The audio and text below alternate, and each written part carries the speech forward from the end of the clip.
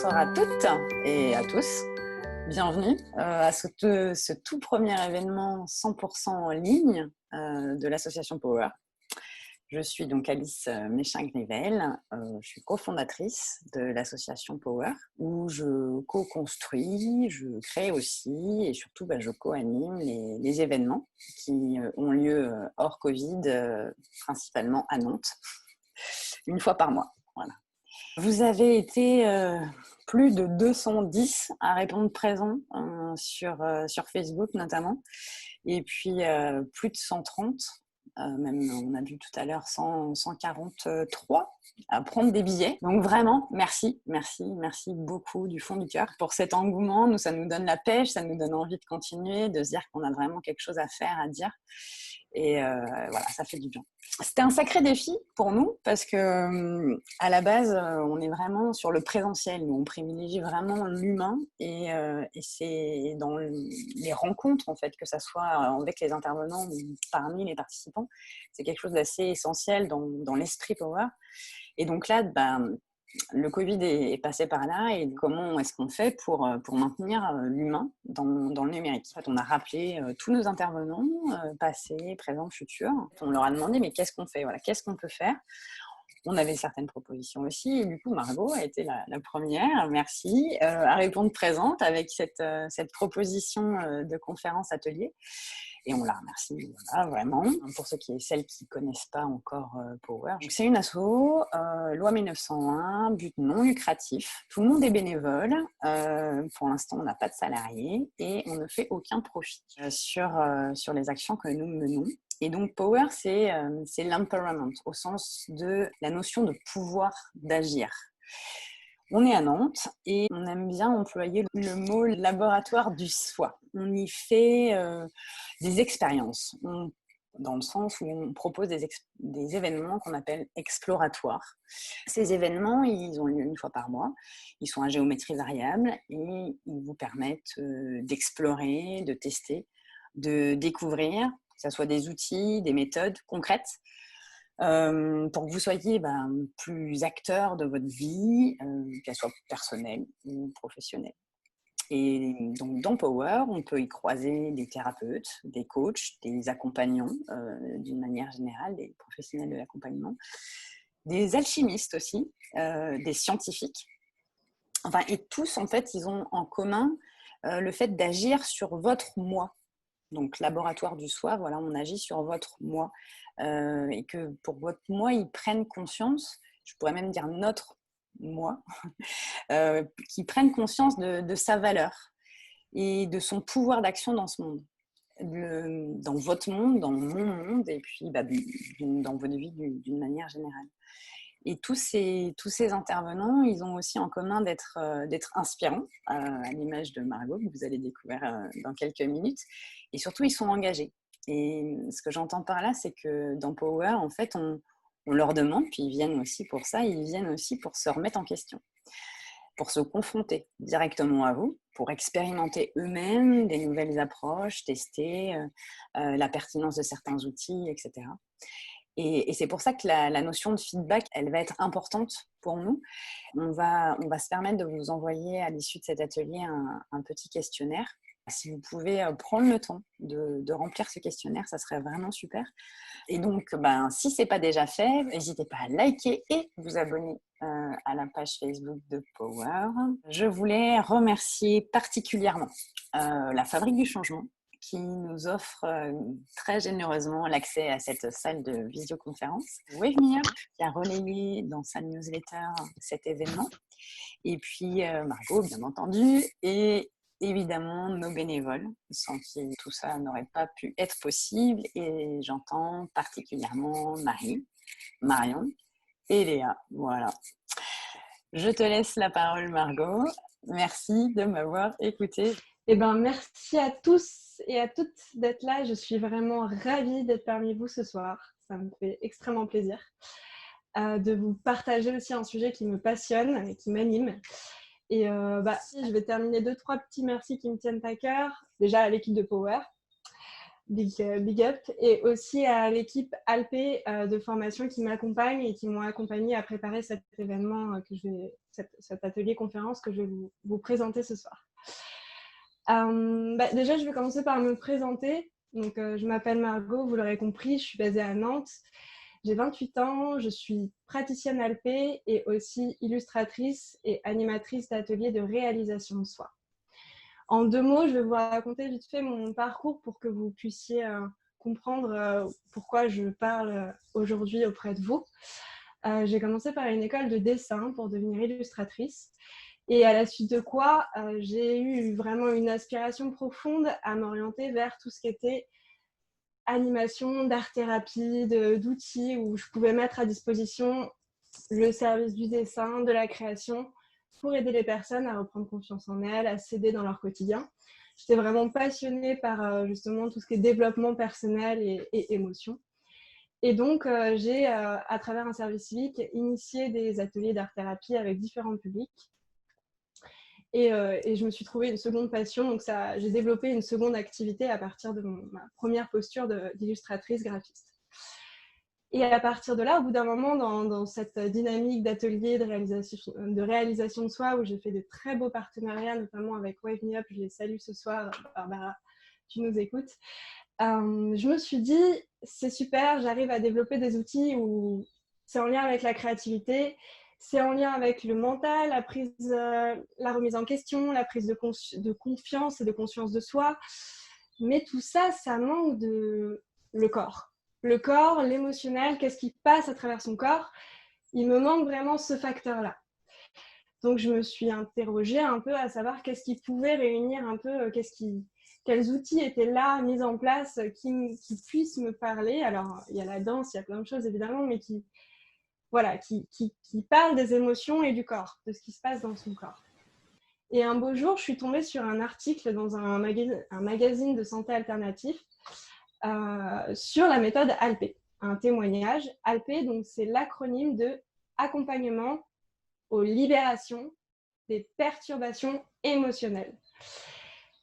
Et donc, dans cet article, la personne expliquait un peu qu'est-ce qu'elle avait vécu lors d'un atelier où elle découvrait la pratique. Et donc, il y avait Michel Gabory, le fondateur de la méthode ALPE, qui expliquait le processus.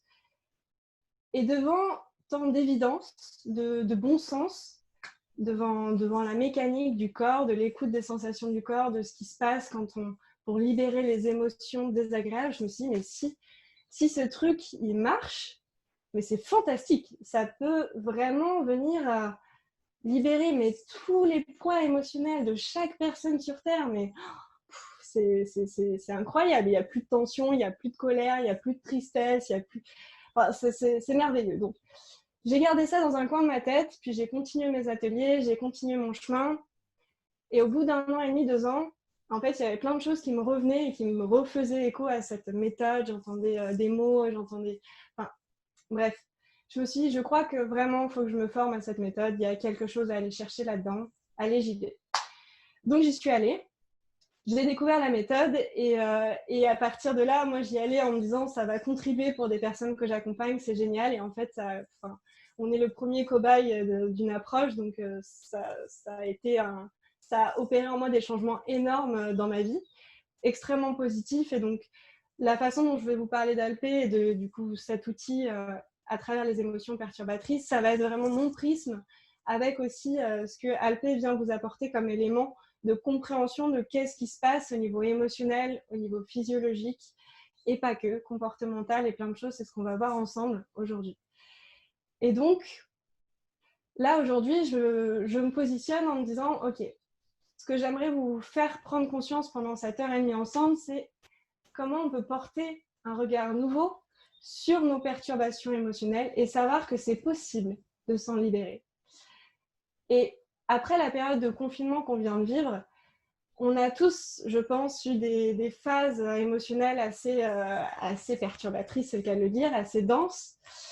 Il y a des émotions, des angoisses, on ne sait pas à quoi va ressembler le monde de demain. Il y a plein de choses qui ont dû venir chambouler votre quotidien, des peurs en tout genre. Et on va voir que ces émotions perturbatrices qui nous gênent peuvent être des opportunités et de libération. Et en quoi elles le sont? Et c'est vraiment mon propos aujourd'hui, ce soir, avec vous. L'accompagnement ALP, il se fait sur 3 niveaux. On a un premier où on va prendre conscience de ces perturbations émotionnelles et de leurs conséquences. On peut se libérer que de ce dont on a pris conscience. Ensuite, il y a le deuxième niveau qui va être le temps de libération de la perturbation émotionnelle qu'on aura ciblée, qu'on aura identifiée. Et du coup, c'est un temps de restructuration qui doit se faire dans le corps. Et pour que ce temps-là soit optimal, on a un troisième palier qui va être l'intégration. Cette étape, ce que j'appelle l'intégration, elle permet de renouer avec l'intelligence du corps. Et ce que je vous propose, c'est de toucher déjà, d'appréhender cette étape-ci, en faisant tout de suite l'expérience. Donc pour ce faire, là c'est celle que je perçois à prendre des notes le temps de terminer. Et pour celles qui sont prêtes, je vous invite à juste vous mettre dans une position où vous êtes confortable. Vous allez vous autoriser un petit temps avec vous-même. Et je vous invite à fermer les yeux.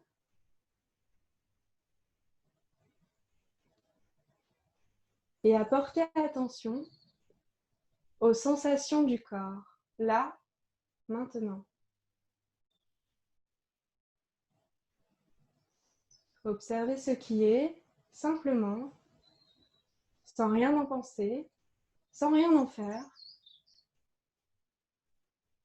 Simplement, soyez attentif et attentive. Pendant cet exercice, il se peut que votre mental vous embarque dans des pensées, ce qui est totalement normal. Seulement, quand vous vous en apercevez, revenez sur l'écoute des sensations de votre corps, là, maintenant. N'en pensez rien, c'est juste là. On va rester dans cet état 5 petites minutes. On va rester en silence. Et je reprendrai la parole pour vous signifier quand ça se termine.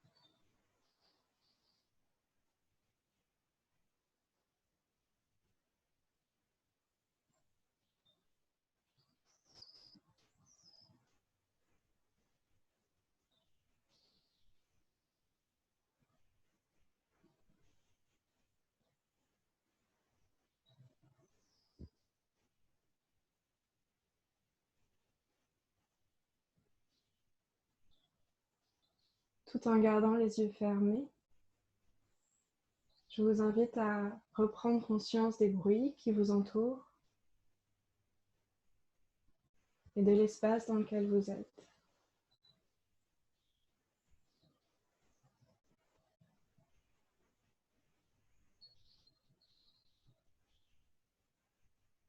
Et tout doucement, à votre rythme, je vous invite à rouvrir les yeux.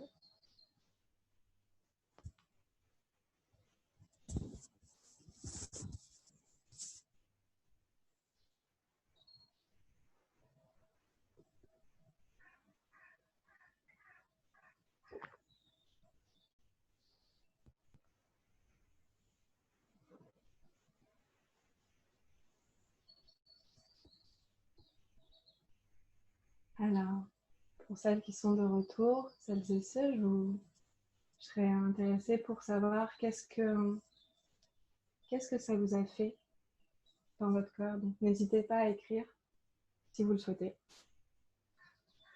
vos impressions.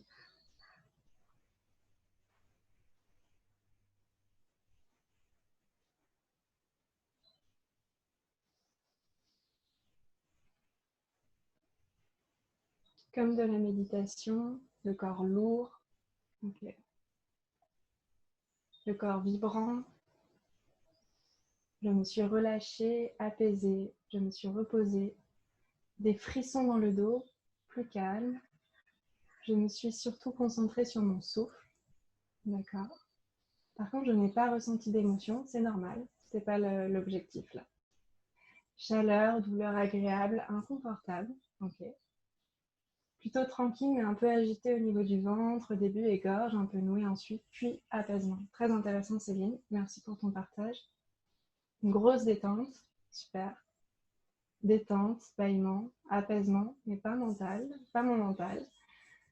C'est normal Audrey, ça arrive souvent. Détente. Ok, super. Merci pour vos retours, on y reviendra plus tard. Je vais revenir sur qu'est-ce qu'on entend par perturbation émotionnelle. Quand j'utilise ce mot, qu'est-ce que ça veut dire?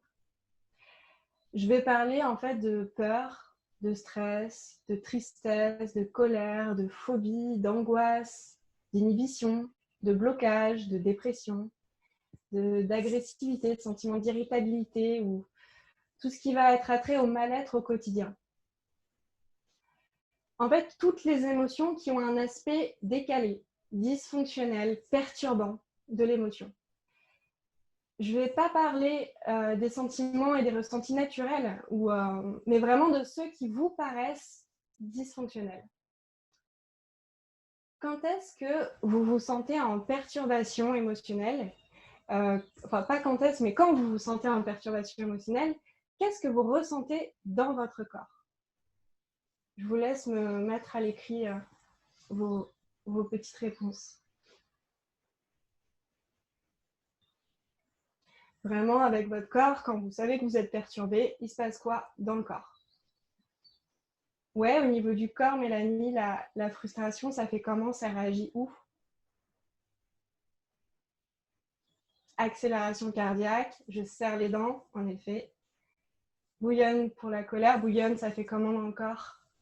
Oppression, dos tendu, chaleur dans la poitrine, ok. Contraction musculaire au niveau du ventre, du thorax, vide dans la tête, tension, l'estomac, ok, le plexus solaire, crispation, ventre, chaleur, gorge, les dents, ok, mal à la tête, mal aux yeux, je me sens bloquée, estomac noué, ouais, on est tout bon là. Bouffée de chaleur, transpiration, les larmes, frustration, articulation, ok, boule dans la gorge, super.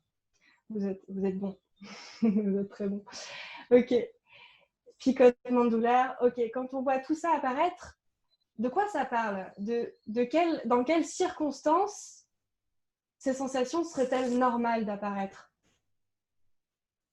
Difficulté à respirer, émotions liées, ouais. Stress extrême, ouais, plus encore. Qu'est-ce que ça peut être d'autre? Anxiété, ouais. Et en temps normal, vraiment, quand vous sentez que dans le corps, c'est un stimuli extérieur, ouais. Et de quelle nature ce stimuli? situation, juste un danger. Un danger. Peur, danger. Tout à fait. Tout à fait. En fait, effectivement, en fait, le corps réagit comme s'il était en danger. Vraiment. Alors qu'en réalité, il ne l'est pas. C'est pas parce que je vois un point noir sur le mur que je suis en danger. Et pourtant, si je suis phobique des araignées, très clairement, je me sens en danger, quoi. Mon corps me dit « attention, danger, ça arrive ». Il y a un signal d'alarme qui se manifeste à ce moment-là, qui te dit « attention, je vais mourir dans 5 secondes parce que ça ne va pas le faire, quoi ». Vous pouvez voir qu'en fait, il y a un aspect décalé. Vraiment, je perds le contact avec la réalité. Il y a vraiment cet aspect de bug dans les réactions du corps à ce moment-là. Et quand on est en perturbation émotionnelle, le signal d'alarme généré dans le corps, il n'a pas lieu d'être en réalité. C'est une erreur en fait. Calpé peut venir justement permet de corriger définitivement. Et en fait, Alpé, ce n'est que ça.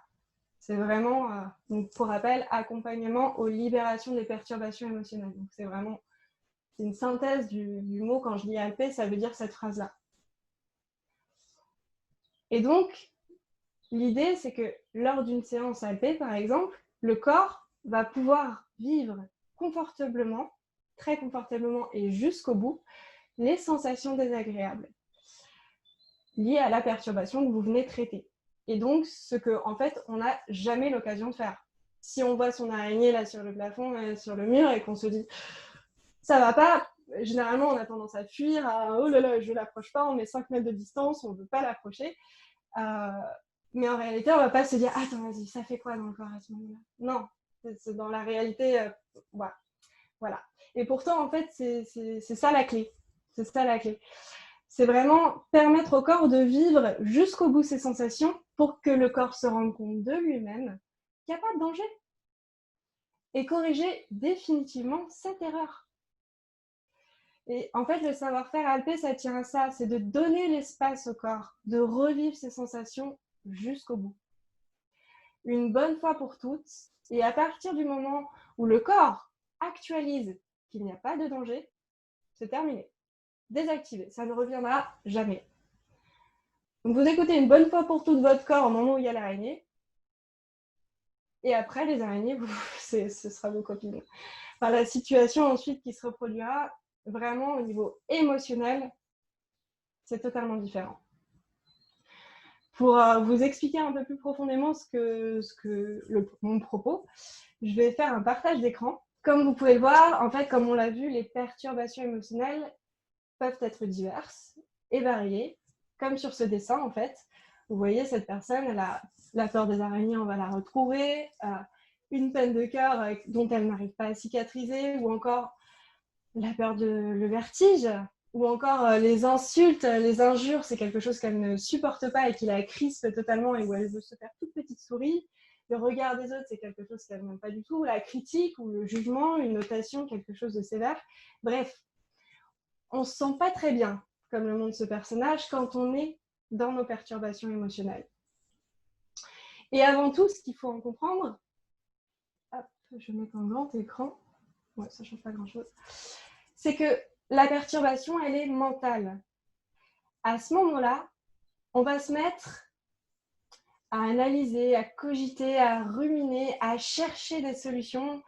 Comment c'est arrivé? Ah oui, mais en fait, d'où ça vient? Bah oui, c'est parce que en fait, ma mère, elle était comme ça quand j'étais petite, et du coup, c'est pour ça que je reproduis ce truc-là et que je suis psychorigide avec les autres. Et que faire pour en sortir? Et c'est qui le responsable? Bah, c'est ma mère, en fait, ça a toujours été elle. Bref, voilà, il y a vraiment cette idée du mental qui a besoin de trouver une justification à quelque chose qui n'est pas... Bref. Donc, on voit bien, en fait, qu'on va être dans cette agitation mentale. Quand c'est là, c'est qu'il y a dysfonctionnement derrière. On va être donc perturbé dans l'émotion, au niveau du mental, et on va l'être aussi au niveau du corps. Donc, comme vous me l'aviez dit tout à l'heure, on va retrouver boule dans la gorge, le chaud, le froid, le cœur qui bat, des vertiges, des tremblements, crispation, les jambes qui flageolent, mal de ventre, la tête qui serre, l'oppression, la respiration qui s'accélère, toutes ces sensations en fait relativement consistantes, quand il y a un réel danger, c'est pas grave, limite. Heureusement qu'elles sont là parce qu'elles nous signalent que là, on peut se faire écraser par une voiture. Donc on est content de les avoir dans ces moments-là. Au contraire même. Mais par contre, quand elles apparaissent 10 fois, 20 fois par jour, c'est pas sans conséquences sur le corps. Et ça peut engendrer justement des conséquences musculo-squelettiques, type lombalgie, cervicalgie, lumbago, sciatique, et les pathologies qui y sont associées, comme le côlon irritable, des crampes, des migraines, des troubles digestifs. Je vous laisse juste une petite 30 petites secondes pour réfléchir pour vous-même à une situation fréquente dans votre quotidien où vous avez ressenti que vous étiez en perturbation émotionnelle. Réfléchissez à quelque chose qui en fait est très régulier dans votre vie et que vous identifiez comme tel. Je vous laisse le noter, c'est vraiment pour vous-même.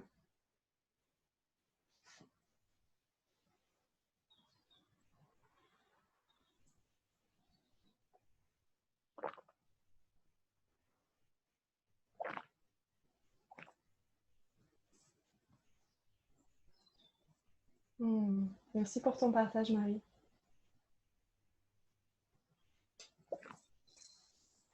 Dis-toi qu'il y a certainement une origine de perturbation en lien avec ça, du coup.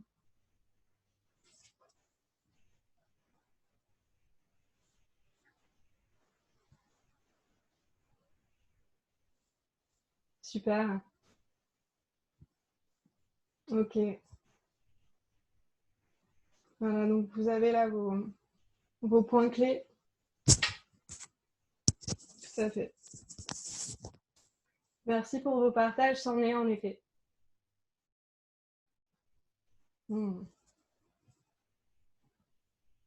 Est-ce que vous avez eu des difficultés à trouver?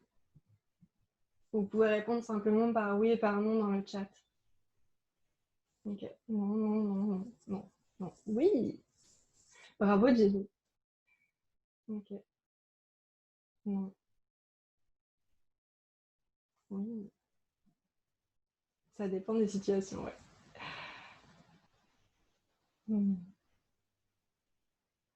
Bon, bah, si vous n'avez pas eu de difficultés à en trouver, c'est plutôt bon signe, c'est que vous n'êtes pas trop perturbé au quotidien, ça va plutôt bien. Et à la fois, quand on fait sa liste, très souvent, on se retrouve avec vraiment une dizaine de cailloux qu'on a identifiés. Ça peut aller très vite. Donc, ça ne m'étonne pas que pour beaucoup, ça vienne. Vous ayez plein d'idées de « ah oui, il y a ça, il y a ça, il y a ça, il y a ça ». Tout à fait. Ok, j'avance. Il y a une chose qui est admise aujourd'hui, c'est que le stress, c'est pas bon pour la santé. On va faire un petit zoom là-dessus. On va voir d'un peu plus près. On a vu du coup qu'au moment où je suis en perturbation émotionnelle, le corps réagit comme s'il y avait danger. Il ne fait pas de différence entre un vrai danger ou un danger qui n'en est pas vraiment un pour sa propre survie. Toujours est-il qu'au niveau physiologique, on va avoir un pic d'adrénaline quand les sensations vont être présentes, tac, pour faire face tout de suite au danger. Ça va activer du coup le système neurosympathique qui va produire des enzymes digestives, une baisse dans les enzymes digestives, de la sérotonine, de la mélatonine. Donc, tout ce dont le corps n'a pas besoin dans l'immédiat du danger, donc il économise tout ça pour une mise au repos. Et à l'inverse, on va observer une augmentation du rythme cardiaque, de la tension artérielle et du cholestérol, de l'activité musculaire. Et dans la mesure où le stress dure un petit peu plus que quelques minutes, eh ben, le corps va nous renvoyer un pic de cortisol pour tenir dans la durée face au problème, face au danger. Sauf que dans ces cas-là, du coup, on va avoir une montée de glycémie puis de l'insuline, ce qui va générer des prises de poids, une baisse du système immunitaire, l'apparition d'ostéoporose, de fatigue musculaire. Donc, en fait, à chaque fois que vous êtes sujet à une perturbation émotionnelle, ce cycle se fait. Et si la perturbation se multiplie 5 fois, 10 fois, 15 fois, 20 fois par jour, on risque d'aller fortement vers des maladies auto-immunes, donc type maladie de Crohn, ou encore le psoriasisme, ou la sclérose en plaques, ou le lupus. Et vous allez voir aussi des baisses au niveau neurotransmetteurs, type insomnie, dépression, voire burn-out à la fin. Ah oui, en effet, parce que même si on peut cogiter à son problème ou à autre chose, en fait, on n'a pas assez de sérotonine et de mélatonine dans notre corps qui sont produites du fait de la situation qui nous engendre notre perturbation, de ce danger. Donc, du coup, ça amène au moment du sommeil, on n'a pas sommeil parce que notre corps est encore en train de gérer le danger qu'il pense. Il a plus les ressources.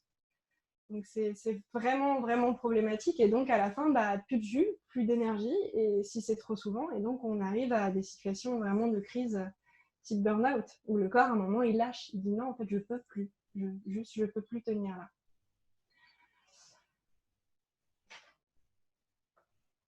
Et donc, j'avance un peu dans mon propos, du coup. Donc, on peut voir aussi que, en fait, les perturbations émotionnelles, elles ne sont pas non plus sans conséquences sur notre manière de nous comporter. Notamment, donc, on peut avoir des réactions du style blocage, inhibition. Par exemple, je dois prendre la parole devant tout le monde et là, je peux pas. C'est pas possible, donc on va avoir cette réaction de je peux pas. Ou encore, quelqu'un nous fait une remarque, une critique qui nous paraît cinglante. Et on va pas se laisser marcher sur les pieds, et du coup, on va être dans la réactivité, l'agressivité, l'attaque. On est dans ce schéma de réaction-là. Ou encore la fuite, l'évitement, la procrastination, par exemple. Ouais, j'ai ça à faire. Non, en fait, je vais jouer un peu de guitare et puis me regarder mes épisodes sur Netflix. Ça peut attendre. L'administratif, c'est pas... Ou encore, on peut se retrouver dans la réaction du prise de contrôle, prise de pouvoir. Donc là, c'est vraiment j'ai besoin de gérer tout. Ok, tu vas chez ton copain? Oui, tu m'envoies un message quand tu pars, quand tu arrives, puis tu me dis exactement ce que tu fais, et puis tu me dis quand tu pars, hein, parce que j'ai besoin de savoir. Voilà, ce genre de réaction, de comportement, c'est autant de signes que vous êtes en perturbation émotionnelle. Et tout ça émerge dans un contexte où, en fait, il n'y a pas besoin. Ce comportement décalé qu'on est en train de vivre, il n'est pas bon non seulement pour nous, mais aussi pour les autres. Et je pense qu'on en a tous conscience. C'est jamais agréable pour les gens de notre entourage. Imaginons si demain, après le confinement qu'on vient de vivre, on se retrouve à se dire « Ok, on va refaire le monde ». On se retrouve tous autour d'une table et puis c'est parti, on fait voler les nouvelles idées pour imaginer le futur. Si au milieu de cette réunion, il y a des gens qui ont des comportements de ce type qui encombrent la place, en fait, la réunion, il ne va rien se passer, on va être beaucoup sur ces comportements-là et résultat, on va ressortir, mais voilà, on aura tous perdu un temps, on aura tous perdu des opportunités de création ensemble qui vont pas se faire parce que justement, en fait, il y a trop souvent dans ces temps de réunion ce genre de comportements qui apparaissent. Et à comprendre qu'en fait, ces comportements, il n'y a pas à les blâmer. Elles sont totalement naturelles par rapport à l'être humain. C'est une réaction tout à fait justifiée parce qu'en amont de ça, on a été sujet à une perturbation émotionnelle qui nous a fait du coup entraîner dans un schéma, dans un comportement qui est réactif. À ce moment-là, on se dit, à l'intérieur, on se sent réellement en danger, on se sent réellement mal. Et donc, on est dans cette réaction de ok, là, il faut que je tape sur quelqu'un, il faut que je me barre en courant, il faut que... Voilà. Le corps essaye de s'exprimer à ce moment-là. Et comme on l'a vu, en fait, comme ces perturbations émotionnelles nous accompagnent depuis un certain temps, il peut y avoir une grosse confusion entre ce que l'on est réellement et nos perturbations émotionnelles chroniques. On peut même dire, moi je l'ai été par exemple, j'ai dit longtemps, moi je suis une grande timide. Moi je suis discrète en fait, par nature, j'ai toujours été discrète. à la cantine, la dame de la cantine, elle me prenait pour exemple parce que je quittais pas un mot et que je faisais pas de bazar dans le self, quoi. Sauf que le jour où j'ai compris que en fait, c'était surtout parce que j'étais intimidée par les autres, que les autres enfants me faisaient peur et que les autres adultes, ça m'est arrivé jusqu'à tard, me faisaient peur et que du coup, j'avais opté pour un comportement plus discret. Et ouais, mais en fait, c'est pas mon caractère de fond, ça. Je ne serais pas là aujourd'hui avec plus de 70 personnes connectées pour vous partager ça si c'était vraiment mon caractère de fond.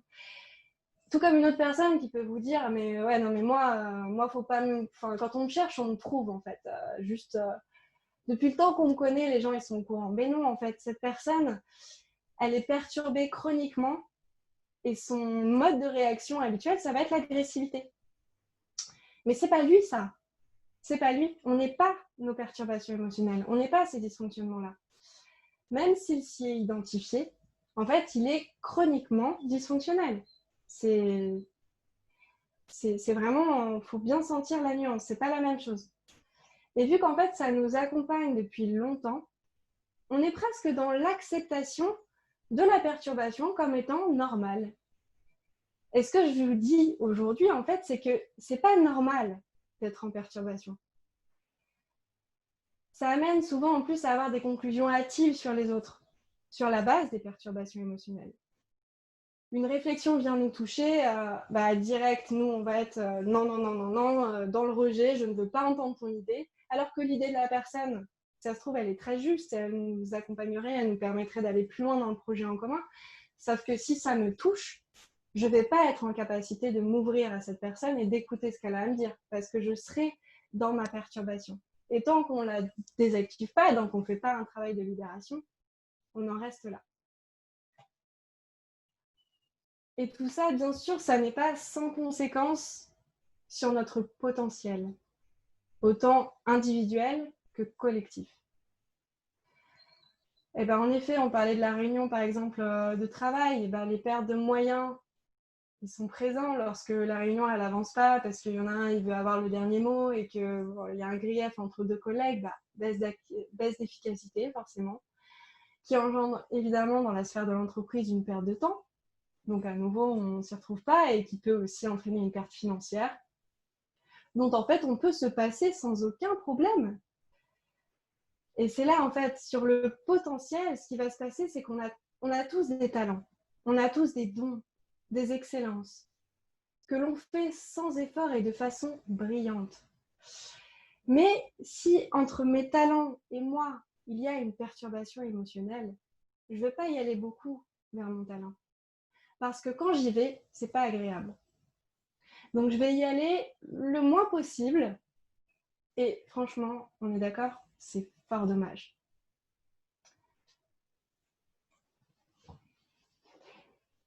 Quelles sont les conséquences que ça va avoir sur notre liberté? Je vous invite à regarder la bulle du centre, jaune. Elle représente l'être libre que l'on est, avec tout notre potentiel.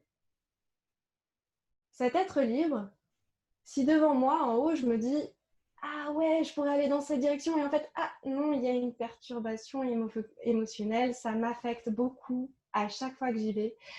Et ben du coup, je vais pas y aller. C'est pas grave, on va aller sur la gauche et ah, ben non, là aussi, ça pique. Ben, je vais pas y aller. Bon, ben on va à droite, rebelote, en bas, rebelote. Ok, du coup, on commence à organiser sa vie en slalomant entre ces perturbations. Et en fait, organiser une vie un peu près acceptable, mais franchement, quel gâchis. C'est quand même plus intéressant de regagner ma pleine liberté à être et à vivre.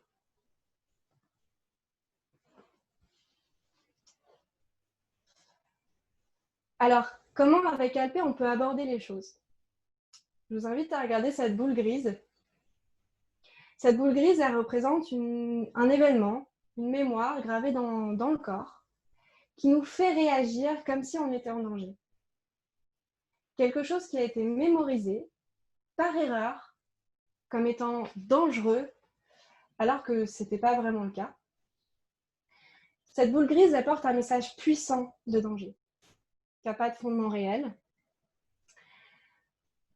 Sauf que cette mémoire erronée, en fait, du coup, elle va déclencher le fameux système d'alarme erroné. Et de là va découler de ces mémoires, en fait, il y a va se décliner plusieurs perturbations émotionnelles. Donc, ces boules rouges qu'on voit. Par exemple, celle en haut, on peut s'imaginer que, en fait, moi, j'ai des difficultés avec l'argent. Vraiment, je suis obligée de compter que toutes les parts soient égales au centime près. Et sauf que dès que j'ai des problèmes d'argent, ça me crée des insomnies monstres. Et comme je suis dans l'hyper-contrôle, mon partenaire, c'est insupportable pour mon foyer. Ça fait des crises pas possibles. Ok, là, on a une situation. Là, on a une problématique émotionnelle. La deuxième boule rouge, ça peut être, en fait, moi, j'adore la rando, mais il se trouve que j'ai le vertige. Et que du coup, quand je pars en rando, je suis obligée de regarder vraiment tout mon itinéraire et de m'assurer que je ne vais pas monter sur des pics trop hauts, donc la montagne, tout ça, pourtant j'adore, mais en fait j'évite. Parce que je sais que dès que je suis au pied de la falaise, c'est la tétanie, je peux plus, quoi. Donc, on évite. Ou encore, la dernière boule rouge, ça va être... moi, en fait, dès que je suis en présence d'une personne qui parle fort, qui a une belle prestance, qui porte la voix très haut, je peux plus parler. Elle m'impressionne tellement que... Et puis en plus, je sais pas pourquoi, mais ça me fait mal au ventre. C'est vraiment très désagréable. Donc, ouais, non. Ouais. Et puis en plus, à un collègue qui est comme ça, c'est compliqué à vivre au quotidien. Donc voilà, en fait, une mémoire va générer aussi plusieurs situations très concrètes de perturbations émotionnelles. Et à chacune, elle a son lot de conséquences dans nos vies, en fait.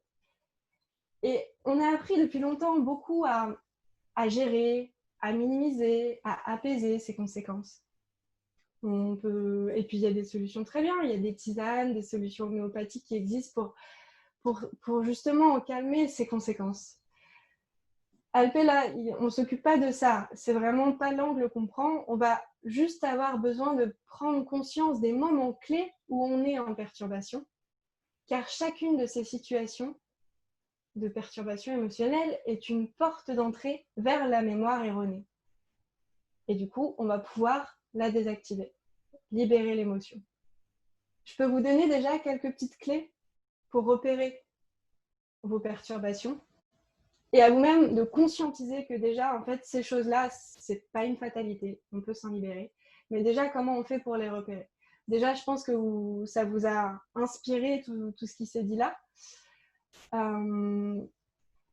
Ça peut être, en reprenant les comportements, vous posez la question, quand est-ce que vous êtes dans l'évitement, dans la fuite? Quand est-ce que vous êtes dans une réaction d'agressivité ou d'irritabilité? Il y a quelque chose de cet ordre-là. Quand est-ce que vous allez être dans la situation où vous allez être dans l'inhibition, le blocage? Ou encore, quand est-ce que vous allez être dans le contrôle de la situation, de votre entourage, de la personne ou de vous-même? Déjà, ça vous donne pas mal de petits indicateurs. Et en fait, je peux vous donner plein d'autres exemples. Ça peut être, je lis au travail. En effet, au travail, il y a tellement de situations qui peuvent être liées. Ça peut être le fait que vous ayez un RH qui vous contrôle en permanence et ça vous génère du stress. Vous avez l'impression de devoir bien faire et vous allez vous faire contrôler et taper sur les doigts à la moindre petite tâche. Là, vous en avez une. Ou alors, quand vous êtes seul chez vous, avec le confinement, certaines ont peut-être vécu ça, se sentent angoissés à l'idée de rester seul chez soi. C'en est une autre. Ou alors, lorsque vous êtes au volant de votre voiture et qu'il y a quelqu'un qui vous fait une queue de poisson ou qui conduit n'importe comment selon vos critères aussi, là, si vous êtes agacé, c'en est une encore. Ou encore, quand on vous porte un jugement, une critique, et que vous prenez très mal la critique. Le regard de l'autre, c'est quelque chose qui vous affecte énormément. Là, vous en avez une autre. Objectivement, en réalité, on en a plein. Il y en a plein, on a plein de perturbations émotionnelles. Et en fait, la seule différence, c'est que certains vont réussir à les gérer mieux que d'autres. Et ça va aussi dépendre de son niveau de fatigue, de sa capacité à les gérer ou pas, sur certaines périodes de vie. En fait, on est tous concernés par cette problématique. Et je regrette de ne pas avoir beaucoup de temps de développer vraiment beaucoup plus. Il y aurait encore énormément de choses à dire. Mais je vous propose déjà, je suis déjà contente de vous avoir donné de ces petites clés de compréhension déjà pour vous aider à identifier à quel point le corps est un vecteur et a un rôle important dans vos émotions. Et ce que je veux dire aussi, c'est qu'en fait, ALP, c'est vraiment très simple. Il suffit d'écouter son corps et les sensations du corps quand vous êtes en perturbation. Ou alors, d'une façon où vous revenez sur une situation que vous avez vécue, où vous avez été sujet à une perturbation et où vous refaites le film. Votre corps, c'est un canal incroyable, il vous raconte plein de choses et c'est vraiment, c'est ça la clé, quoi. C'est très simple, par contre c'est très inhabituel. Comme je vous le disais, on n'écoute jamais son corps, on ne prend jamais ce temps-là. Et s'offrir cet espace-là, c'est grand luxe. Et ALP, c'est très précis. C'est vraiment une méthodologie qui a été faite pour que ça fonctionne à tous les coups. Il n'y a pas besoin de longtemps pour apprendre la méthode. Il n'y a aucune fatalité. La perturbation émotionnelle, on est tous en capacité de s'en libérer. Il n'y a aucune contre-indication. Vraiment, il n'y a pas d'âge. Il n'y a rien. Voilà. C'est à la portée de tous. Maintenant, c'est à vous de savoir si vous avez envie de sauter ce pas-là ou pas. Et auquel cas, et c'est OK aussi en fait. Chacun son rythme. Et pour ce faire, en fait, je vais vous parler brièvement de comment c'est possible. Donc, il y a deux types d'accompagnement qui existent. Il y a la formation à l'autonomie, où l'idée, c'est vraiment la philosophie d'ALP. Cet outil, il est merveilleux et il est dans la capacité de tous. Et c'est tellement simple que... Et donc, les formations à l'autonomie, c'est vous permettre de vous former vous, pour pouvoir désactiver vos perturbations, libérer les émotions indésirables dans toutes les situations. C'est-à-dire soit quand vous êtes dans votre émotion, soit quand vous voulez revenir sur un épisode que vous venez de vivre, où vous avez bien vu que la semaine dernière, il s'est passé un truc avec votre ami, où il vous a fait une remarque et où vous êtes parti dans les tours et que c'était pas agréable, vous avez envie d'enlever, de désactiver vraiment ça pour plus que ça revienne. Vous pouvez revenir dessus. Donc, à chaud, dans l'émotion ou en différé, on revient dessus. La formation à l'autonomie, elle fonctionne, c'est des groupes, on est des petits groupes de 6 personnes. Il y a 3 sessions, du coup, de 3 heures, étalées sur 2 mois. Et c'est très abordable. Les 3 heures, donc sachez qu'une fois que vous avez fait en fait les 3 sessions, vous êtes totalement autonome avec votre capacité à vous libérer de toutes vos émotions indésirables, à vie. Donc, c'est 90 € la session, donc x3. Et il y a un tarif pour vraiment pas que ce soit un frein pour les personnes de moins de 25 ans ou qui sont demandeurs d'emploi, ce genre de situation. On peut avoir aussi un tarif réduit pour ces personnes-là. Et il se trouve que ça, c'est du coup l'accompagnement à l'autonomie en groupe. Si demain vous vous dites ça a l'air génial, mais en vrai je me sens pas de me faire accompagner juste avec moi-même et m'en sortir toute seule, j'ai besoin d'être accompagnée. Il existe des praticiens ALP, j'en suis une, mais il y en a partout en France. Et on va vous donner les liens à la fin de cette visioconférence. Et l'idée de l'accompagnement, voilà, c'est que vous avez une personne qui a été formée par la pratique ALP et qui vous accompagne. C'est des séances d'1 heure. Et le tarif est 60 € l'heure. Donc, du coup, voilà. Et petit à petit, avec votre praticien, vous arrivez à vous libérer progressivement de tous vos cailloux pour que vous puissiez juste être et vivre tout en étant vous-même, pleinement vous-même et pas avec tous ces bugs émotionnels qui peuvent tellement faire des dégâts dans le quotidien. Voilà. Je vous propose, pour juste conclure sur ce mot-là avant de passer sur un temps de questions-réponses, de refaire un petit temps d'intégration toutes et tous ensemble afin de revenir sur cette fameuse faculté d'écoute de vos sensations. Et le simple fait de le cultiver, en fait, c'est déjà un premier pas pour vous mettre dans le processus d'ALP Donc, je vous invite à nouveau à vous mettre dans une position où vous allez être bien. Et quand vous êtes bien, à fermer les yeux. Et à nouveau à porter attention aux sensations du corps, là, maintenant.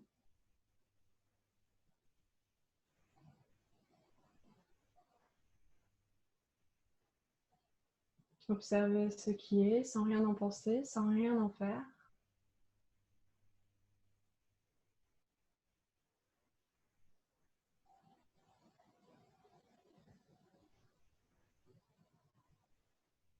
On va rester 2 petites minutes comme ça ensemble. Ne vous occupez pas du temps, je m'en occupe. Et je vous ferai signe quand on pourra revenir tous ensemble.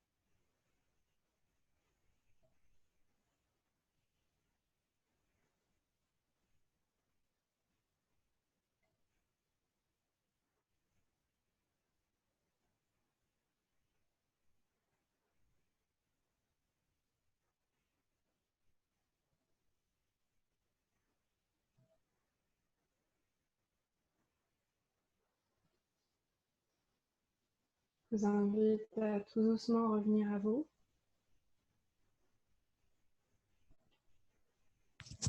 Et rouvrir les yeux quand vous le sentirez.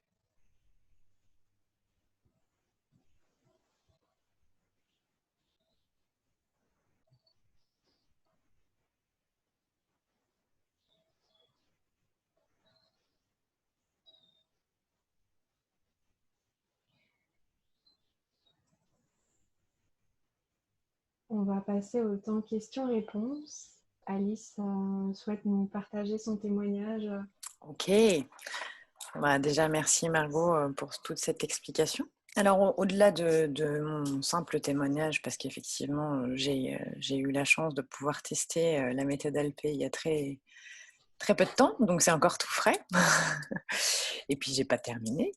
Néanmoins, il y a eu différentes questions, remarques que j'ai notées. Ce que je peux vous dire en fait par rapport à ce que j'ai pu voir passer, vraiment ce qui m'a frappée de manière très douce, c'est vraiment cette notion de vivre son corps et de laisser son corps vivre. Donc c'est pour moi, ce qui tranche avec d'autres principes où on va venir chercher les choses avec sa tête, avec ses pensées ou même en ayant conscience d'un certain environnement. Là, on est réellement centré sur le corps et en utilisant l'esprit en fait comme déclencheur, on va venir laisser le corps s'exprimer. Et force est de constater qu'avec cet accompagnement-là, qui est extrêmement précis, je pense que ça, c'est important aussi de l'évoquer, le fait qu'on va travailler sur une perturbation à la fois, et le fait que ça soit extrêmement précis, le fait que sur quelque chose de précis, on laisse le corps s'exprimer, permet une action, une désactivation, je crois que c'est ça le mot que tu emploies, précise. Et pour ma part, ça fonctionne. Donc voilà. Ça, c'était pour ce qui était de mon témoignage. Les remarques autour de la méthode Alpé en elle-même, je te dis tout et puis attends, il faut avec ton partage d'écran, c'est reparti. Voilà. Je vais avoir, il y a Cécilia qui nous demandait si c'était le principe similaire, alors je vais essayer de bien prononcer, à Vipassana. Et dans les choses qui englobent voilà, cette approche, ça se rapproche aussi beaucoup de la pleine conscience. Est-ce qu'il y a vraiment une différence entre la pleine conscience et la méthode Alpé, que ça reprend beaucoup de choses, de la communication non violente, du tantra, que tout se rejoint. Et puis là, il y a Mélanie qui nous parle aussi de la thérapie ACT, qui demande voilà, quel est le lien entre Alpé et ACT. Voilà. D'accord. Ce que je peux, donc pour essayer de répondre globalement à cette question, là où vraiment Alpé, non, c'est différent des pratiques que tu m'as citées, dans le sens où il est question de, quand on fait par exemple l'accompagnement individuel avec un praticien, ça va être on est normal, on est dans sa lucidité normale, on ne se met pas dans un état second, on reste avec soi et c'est là tout le jeu, on va vraiment venir avec juste ce qu'on est à ce moment-là, porter attention et simplement, en fait c'est aussi simple que ça, porter juste attention sur ce qui se passe à l'intérieur, avec soit le guide de la personne, du praticien qui vous accompagne, soit avec vous-même. Et vraiment, ce qui est assez frappant, c'est qu'on prépare les conditions au préalable pour justement travailler la perturbation qu'on a identifiée. Pour expliquer de manière très concrète, ça va être par exemple une personne qui a une phobie sociale et qui, en fait, la situation clé de sa phobie sociale, c'est une fois où dans son travail, elle a dû faire du démarchage à l'extérieur pour justement aborder les gens dans la rue. Ok, on a une situation concrète qui est représentative de ta problématique émotionnelle. Cet exemple, raconte-le-moi. Donc de manière factuelle, la personne est amenée à raconter son souvenir. À ce moment-là, le praticien va vraiment faire le point, enfin, resserrer à l'instant où pour cette personne, l'émotion était au plus fort. Et quand cette personne aura identifié le moment où pour elle, c'était vraiment fort émotionnellement et qu'elle l'a exprimé, le tout est de fermer les yeux et de regarder ce que ça fait dans le corps. Et quand on regarde, ce qui se passe, c'est qu'on n'a même pas à chercher quoi que ce soit. Les sensations viennent spontanément à nous, elles sont présentes et en fait, elles sont là. Elles n'attendaient qu'à être écoutées. Et donc, c'est très simple pour la personne. Alors, il peut y avoir des petits freins et donc, en fait, c'est là tout le rôle de l'accompagnement, dans ce cas-là, de vraiment l'aider à rester sur cette rail d'écoute du corps. Mais elle a juste à se laisser porter et à vraiment décrire les sensations qui se passent. Alors, ça peut s'intensifier, ça peut se déplacer. Et elle est vraiment dans une conscience ordinaire, mais une attention particulière sur ce qui se passe à l'intérieur. Et ça va être l'état, mais un état en soi qui est juste très inhabituel, parce qu'en fait, on ne le fait jamais autrement. Donc, ça va être vraiment ça la nuance. Mais en soi, et au fur et à mesure, ce qui se passe, c'est que au fil de l'eau, les sensations vont vraiment petit à petit disparaître jusqu'à ce que, au souvenir, donc il y a un système de bouclé pour revenir au souvenir, pour vérifier où ça en est dans le corps.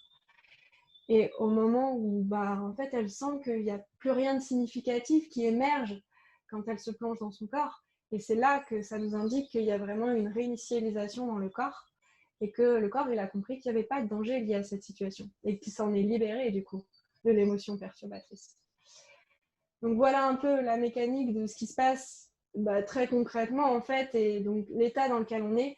Il n'y a pas du tout c'est très court, hein. Une séance de désactivation, c'est vraiment très très court. Le corps, il n'a pas besoin de beaucoup de temps pour revivre ses sensations corporelles, et c'est assez bluffant par l'immédiateté avec laquelle il réinitialise une fois qu'on laisse passer les sensations. Voilà, donc je ne sais pas si ça répond, en tout cas, ouais. Vraiment, la nuance aussi, c'est qu'on va venir avec Alpé revenir à la racine, à la mémoire traumatique, et par le corps, et pas par un autre dialogue que le corps. C'est pas du tout mental.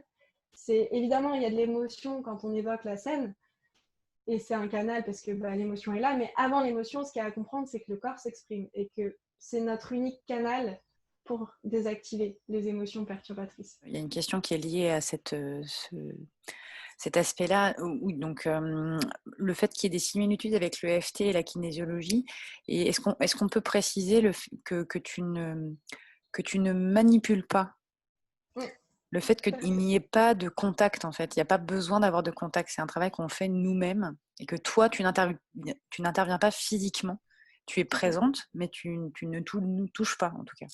Exactement. Et en effet, il y a vraiment tout le sens est dans le mot accompagnatrice ou praticien alpé. On va pas, voilà, on est comme tu l'as dit, Alice.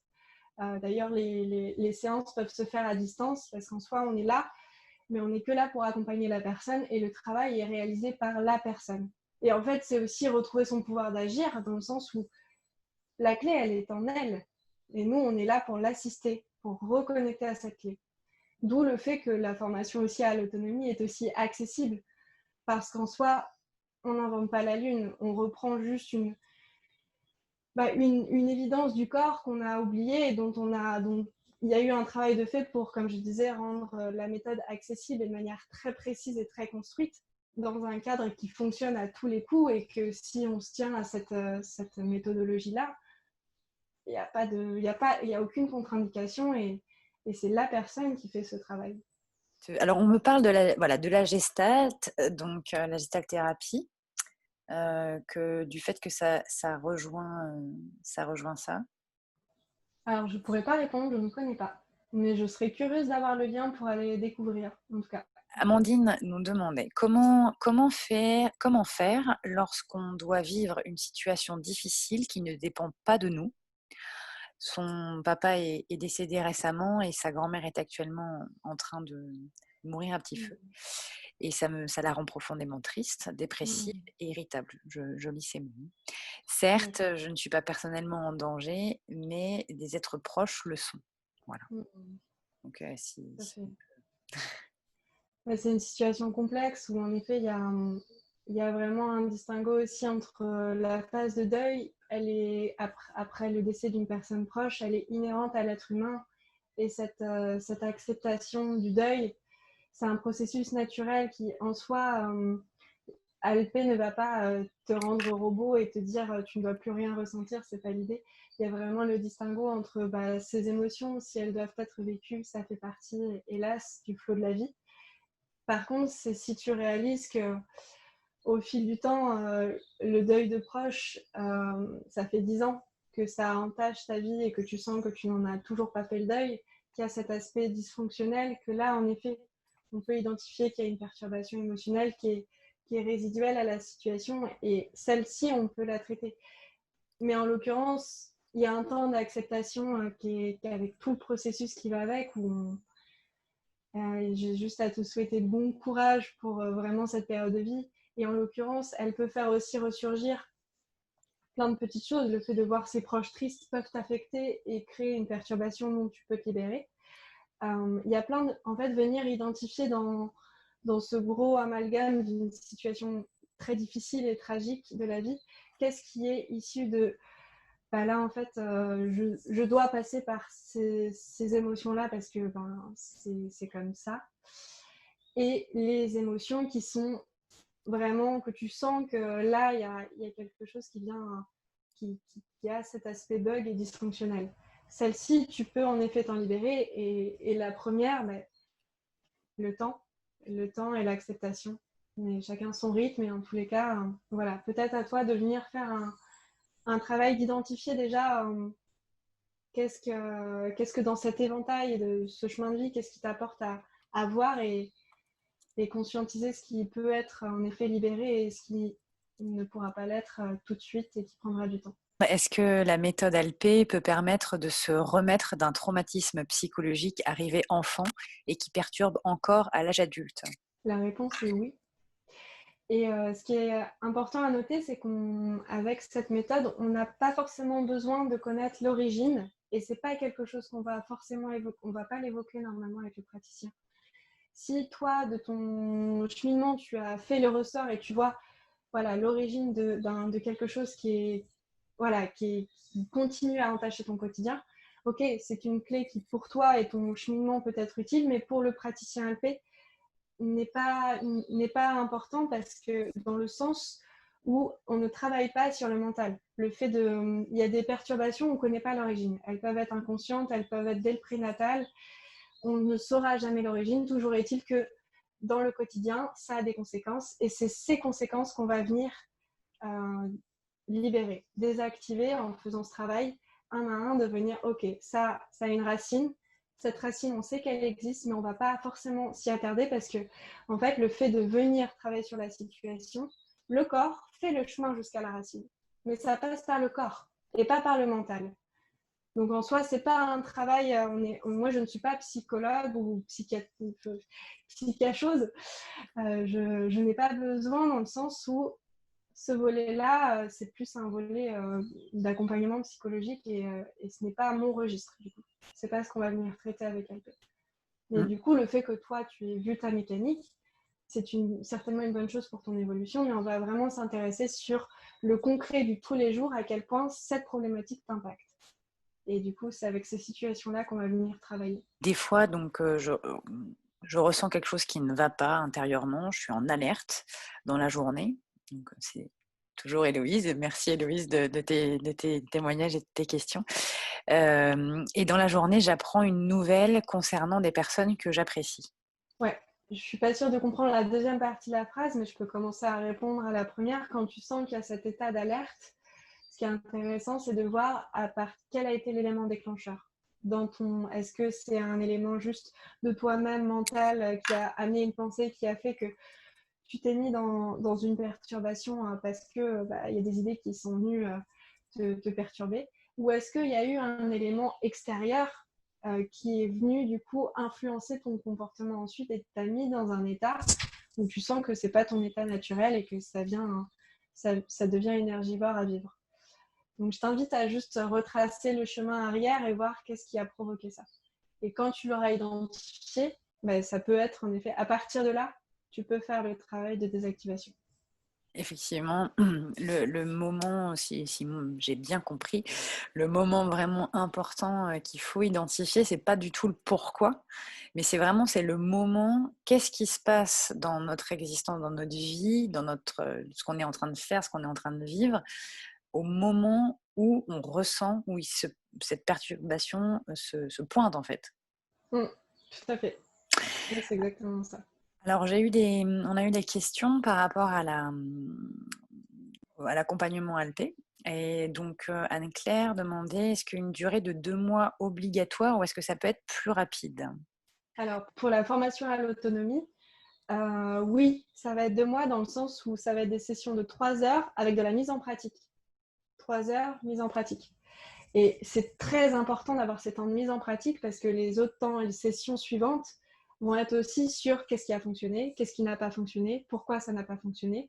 Et du coup, corriger pour pouvoir avoir vraiment repartir au bout des 3 sessions avec « Ok, je sais comment ça marche, je vois où est-ce que je peux avoir mes bugs dans le processus, je sais du coup comment réagir dans ces cas-là, et donc repartir avec l'outil et l'autonomie totale.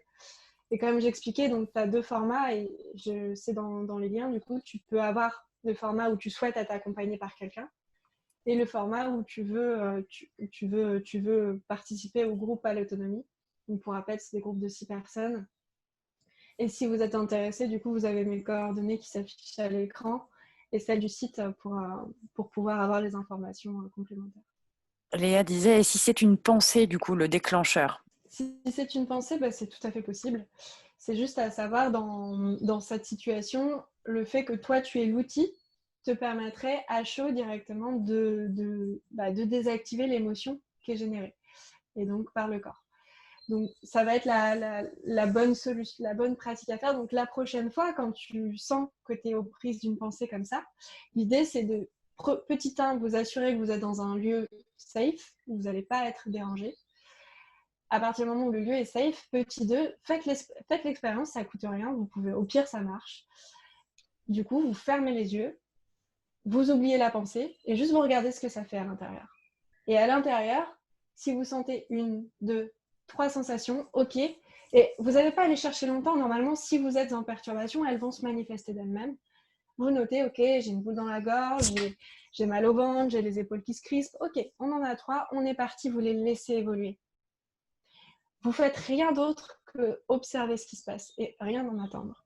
Et là, dans ce cas, il va se passer le processus naturel du corps où il va vous faire vivre des choses avec ces sensations. Elles peuvent s'intensifier, elles peuvent bouger, elles font leur vie en fait, jusqu'à ce qu'au bout de, mais pas longtemps, hein, ça peut être grand maximum 3 minutes, ça va s'apaiser, il ne va pas se passer grand chose. Ok, dans ce cas, vous rouvrez les yeux et vous vous reposez la question, qu'est-ce qui m'a mis dans cet état? Ah oui, j'étais là-dedans. Ok, vous fermez les yeux et vous refaites un tour. Et vous faites ça 2-3 fois à chaud.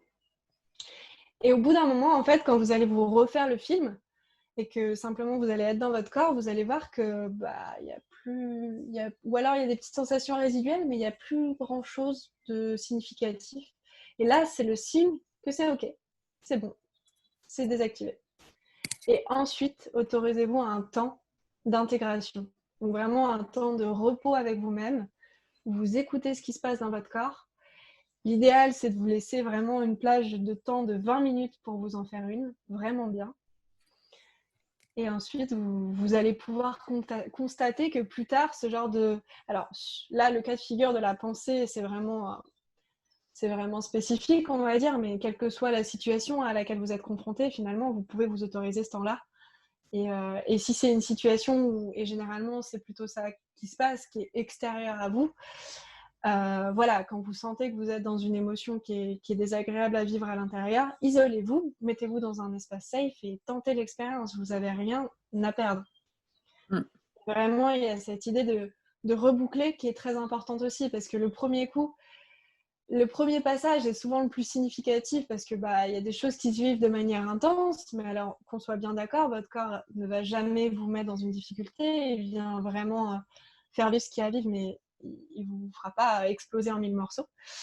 Et les passages suivants sont tout aussi importants pour voir où vous en êtes. Si vous faites que la première marche, ça ne suffit pas. Il faut vraiment reboucler plusieurs fois jusqu'à ce que vous ayez ce sentiment d'apaisement et de c'est bon. Alors ça, je confirme, hein, je peux témoigner sur cet aspect-là. Le fait de réitérer, de recommencer, change les choses, et effectivement, c'est au bout d'un certain temps que les choses s'atténuent, évoluent et voire disparaissent.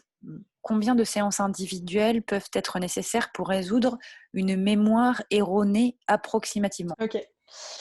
Eh bien, combien de séances je vais commencer par répondre par l'accompagnement classique se fait au minimum en 3 séances.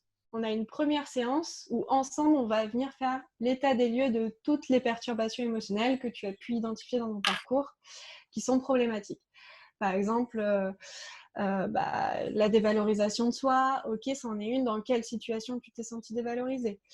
Ça peut être la peur de parler en public. Ok, quand est-ce que c'est arrivé? Une situation clé. c'est les situations qui nous permettent ensuite d'aller dans le corps. Donc, elles sont importantes aussi à identifier. Mais ça, on le fait avec le praticien. Voilà. Et on commence à en lister plusieurs. En fonction de... C'est la personne, en fait, qui va les identifier d'elle-même. Et cette liste, finalement, imaginons, on en a 8. On sait qu'on va avoir 8 séances de désactivation à faire. En sachant que je disais le modèle de base, le minimum, c'est 3 séances. Donc, ça veut dire la première état des lieux, elle est spécifique. À la fin de cette première, on identifie la perturbation émotionnelle la plus urgente pour toi à désactiver. Ça va faire l'objet de la séance 2, séance de désactivation. Après cette séance, séance 3, qui va être une séance bilan. On laisse du temps pour que tu observes concrètement qu'est-ce que ça change dans ton quotidien. L'avant, après. Est-ce que tu vois des améliorations? Oui, non. Et donc, sur cette séance 3, on prend le temps d'observer les changements qui se sont opérés, de valider ou non, on ne sait jamais si ce n'était pas exactement ce que tu voulais désactiver. OK. Dans auquel cas, si jamais il y a un ou non, je te proposerai ou un praticien te proposera de refaire une séance durant la séance 3. Et sur cette séance 3, on reprend la liste et puis on revoit s'il y a d'autres choses qui s'ajoutent, si tu en as identifié d'autres. Et si tu souhaites continuer, dans ce cas, ça veut dire, OK, sur quoi on part la prochaine fois? On en identifie une et à partir de là, on est reparti sur un cycle de désactivation, bilan et ainsi de suite. Donc en fait, je ne peux pas t'apporter de réponse, ça dépend de combien tu en as et de où tu souhaites, jusqu'où tu veux aller dans tes libérations. Ça peut être intéressant de commencer avec un praticien pour aider à la prise de conscience et puis se permettre de faire les premiers pas. Mais au bout d'un moment, en fait, on se rend compte que c'est comme un oignon. On en a des grosses, puis après, il y en a des plus petites, et puis ça s'affine. Il nous en reste encore à travailler. Au bout d'un moment, en fait, il y a tout l'intérêt d'être formé à l'autonomie pour pouvoir repartir avec l'outil et puis ne plus passer par un praticien pour se faire des autoséances. Ça amène des petites questions là sur ce que donc, notamment Jenny appelle les niveaux 1, 2 et 3. Que si je comprends bien, la restructuration consiste uniquement à accepter ce que l'on a découvert au niveau 1. Utilisez-vous des techniques dans l'accompagnement pour favoriser cette acceptation? Je ne suis pas certaine de comprendre exactement la question. En tout cas, ce que je peux rappeler, oui, en effet, le 1, prise de conscience des perturbations, c'est clair que là, l'atelier était aussi pour vous amener à prendre conscience, comme je disais, de quoi on parle et quelles sont les conséquences. Donc ça, on y a répondu. La 2, en effet, on n'a pas le temps, mais c'est l'idée que je viens d'évoquer en séance individuelle, de faire cette fameuse séance de désactivation où ce que je décrivais, le processus de OK, on a identifié une problématique, une situation clé qui s'y apparente, et à partir de cette situation qu'on raconte de manière factuelle, on revient dans le corps et on écoute le corps. Voilà en quoi consiste ce principe de venir restructurer à l'intérieur du corps, réinitialiser la mémoire erronée pour que le corps puisse intégrer qu'il n'y a pas de réel danger et faire le travail. Donc voilà, et le 3, c'est le temps d'intégration, donc les petits épisodes très très courts, et vraiment c'est une formule très courte que je vous ai proposé à vivre, qui va être vraiment ce temps de OK, on vient régénérer le corps, lui laisser le temps d'intégrer tout ce qui s'est passé et finir de vivre les petites sensations résiduelles qui peuvent rester pour qu'on ressorte de la séance vraiment de pleine sérénité avec ce sentiment de calme et de réconfort et de on est bien avec nous-mêmes là. Il y avait Céline qui nous disait: ça me fait penser à l'échelle émotionnelle présentée par Laurent Martinez. Ce que je ne comprends pas, c'est si on détecte forcément la mémoire erronée source ou ça se joue sur des situations récentes. En fait, peu importe la mémoire erronée. En soi, cette slide, elle est pour vous expliquer qu'en gros, on a des mémoires erronées, que du coup, le corps est en réaction de danger par rapport à elle.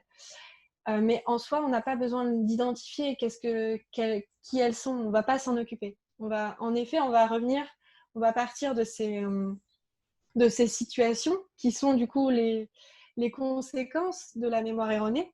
Et c'est en passant par ces situations de manière, en les identifiant dans notre vie quotidienne de manière très concrète, que le chemin retour se fait vers la mémoire erronée.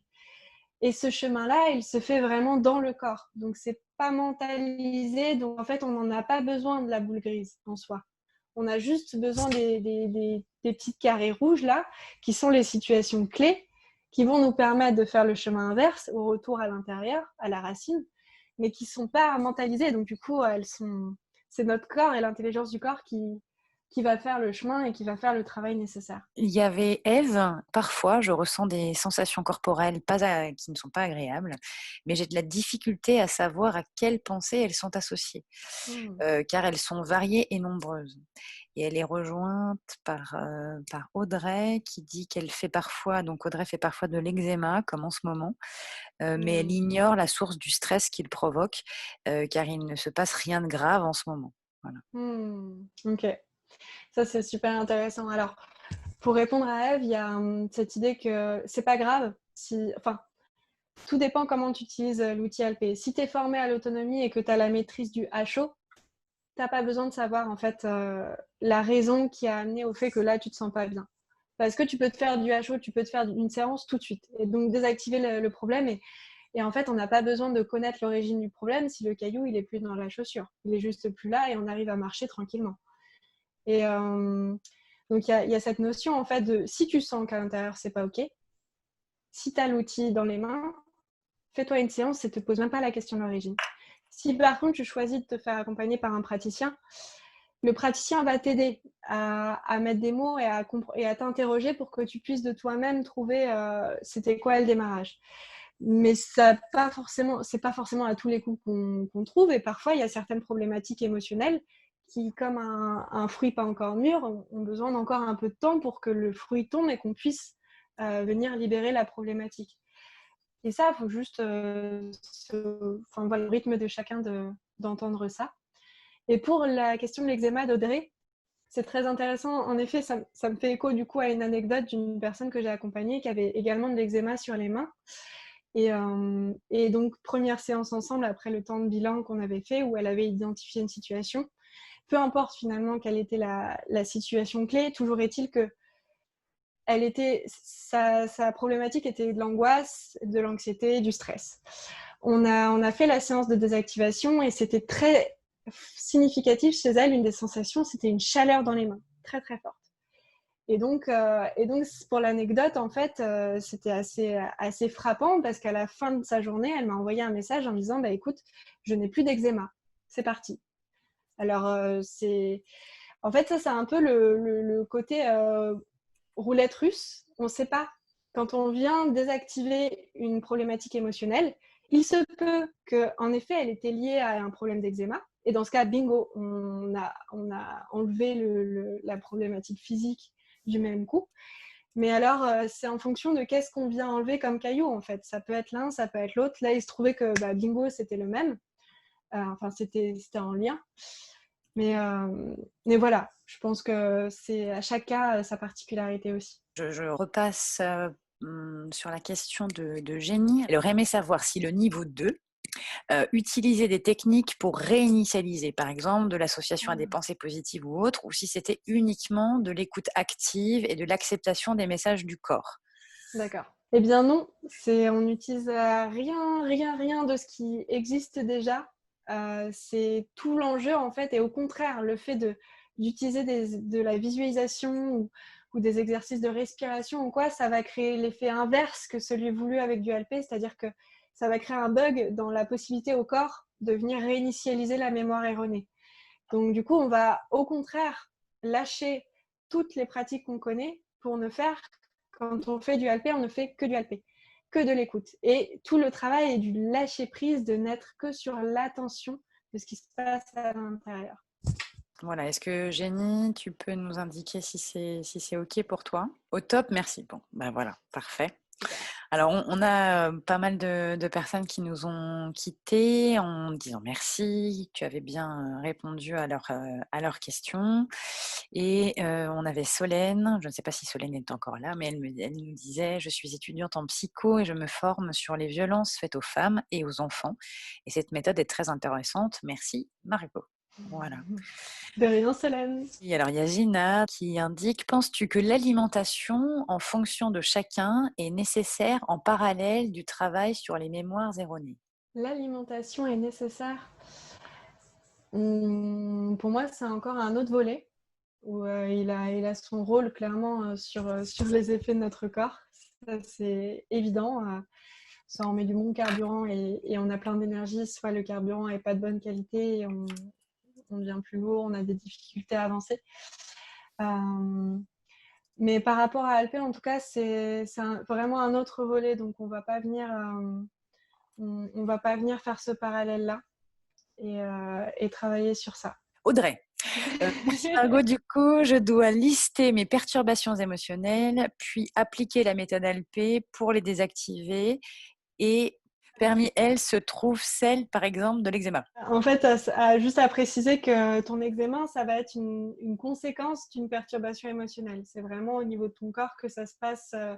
C'est une manifestation physique, mais qui découle d'une émotion à la base qui est dysfonctionnelle. Et donc, du coup, il y aura d'abord, c'est vraiment au niveau de l'émotion qu'on va venir libérer les choses, évidemment avec, vous l'aurez compris, le vecteur du corps. Et donc, voilà, on a de ces libérations émotionnelles, on va permettre au corps de s'enlever justement tous ces désagréments physiques qu'il porte. Mais en effet, avec ce côté aléatoire on ne sait pas comment ça va être pour le mieux, comment on appuie sur les choses. Oui, effectivement, cette méthode, forcément, comme elle a besoin d'un praticien. Enfin, en tout cas, c'est vrai que ton conseil et ta méthode, ça peut aider en fait à passer un moment, comme tu disais, à chaud. Néanmoins, l'accompagnement et le fait d'affronter ce que le corps nous fait vivre en se rappelant un instant T, ou voilà, c'est quand même assez essentiel d'au moins faire un premier cycle. Voilà. Tout à fait. Oui, voilà. Je peux en aucun cas vous garantir, en vous ayant expliqué le processus, que vous allez y arriver du premier coup. Je vous dis, au pire, ça marche, et tant mieux. Mais en effet, il y a plein de subtilités, de bugs potentiels qui peuvent arriver et qui nécessitent, et c'est en ça que ça nécessite l'accompagnement d'un praticien, si vous le faites avec un praticien, ou alors d'une formation vraiment spécifique à l'autonomie pour connaître tous ces bugs éventuels qui peuvent se passer quand on essaye de se faire une autoséance. On a Solène qui demande est-ce que Power a des locaux et est-ce qu'on peut vous rencontrer avec les gestes barrières, bien entendu. Alors non, nous n'avons pas de locaux, ou plutôt nous en avons chacun de nos bénévoles. Mais on est tout à fait ouverte à rencontrer sur rendez-vous, en visio ou à 1 mètre de distance en extérieur, avec plaisir. Il ne faut vraiment pas hésiter à envoyer des messages via la messagerie de la page Power, et on répond systématiquement. Et on a hâte d'ailleurs de retrouver les événements Power qui sont normalement au temps de déconfinement 1 fois par mois. Un atelier qui est organisé dans un lieu à Nantes, qui nous est donné en temps voulu et où à chaque fois c'est des vraiment super interventions. Je vous encourage très fortement, pour les Nantais et Nantaises qui sont parmi nous ce soir, à aller sur la page et à vraiment venir à un des ateliers Power. Ça vaut vraiment le détour. Est-ce que tu peux nous présenter une personne qui avait beaucoup contribué à cette méthode, qui était parmi nous ? Oui, Michel Gabory est des nôtres. Le fondateur de la méthode était parmi nous ce soir. Salut Michel. Oui, bonjour. Bonjour. Juste quelques mots. Bravo Margot, j'ai rien à rajouter. Voilà. Oh, merci. Et Power, merci beaucoup de s'intéresser à des choses qui peuvent effectivement aller vraiment dans vos objets profonds, hein, de permettre à l'individu d'être plus lui-même et de se réaliser pleinement. Voilà. Un grand merci. Voilà, tout simplement. Eh ben, merci d'avoir pensé dans le sens où vous avez pensé. Et puis, grâce à Margot, on a pu découvrir quelque chose d'assez inédit, ma foi. Merci d'avoir été là, en tout cas, et de nous avoir suivis ce soir. Je voulais remercier évidemment aussi, que ce soit Marie ou Marion qui sont là, nos bénévoles de choc. Marion à la communication, Marie à la coordination et l'organisation avec moi. Et puis, je crois que Léa, je ne sais pas si elle a pu se connecter ce soir, mais qui s'occupe de tous les montages de vidéos. Merci beaucoup, Margot, de nous avoir consacré ce temps-là, d'avoir organisé l'aspect technique aussi, vidéoconférence de ce soir. Et puis, merci à toutes et tous d'avoir été là ce soir. Vraiment, c'était super chouette. Et puis, finalement, le numéro numérique, c'est pas mal. C'est pas mal. Ça manque quand même un petit peu de chaleur, de contact, de bises, de câlins. Et puis ça manque l'apéro parce qu'effectivement, ce qui caractérise aussi les événements Power, c'est qu'on partage toujours un verre, des petits trucs à grignoter, voilà, pour discuter. Continuez à réfléchir à vous, à votre vie, à vos envies, à ce qui vous fait sourire, votre petit moteur là qui vous donne envie, ou en tout cas qui pourrait vous donner envie de vous lever tous les matins. J'ai été ravie d'avoir été avec vous ce soir. Merci encore, voilà, Margot.